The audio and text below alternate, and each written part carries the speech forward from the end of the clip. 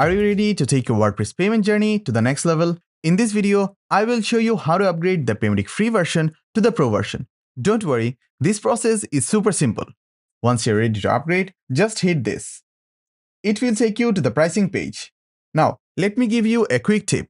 If you're running a small business or you're just a single individual, then go for the personal plan. Otherwise, if you have multiple businesses, you should aim for the agency or unlimited plan as per your needs. Once you've selected your plans, it will take you to the checkout page. Fill out the required details. And once that's done, hit purchase. Now, you'll be taken to the dashboard where you'll find your Paymattic Pro zip file and the license key. The next step is to download and install the Paymattic Pro plugin manually. Like uploading it in the plugin section. For that, you have to head over to the plugin section from your WordPress dashboard and hit Add New Plugin.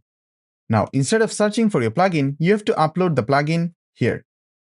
Choose the desired file, hit Open, and now Install Now.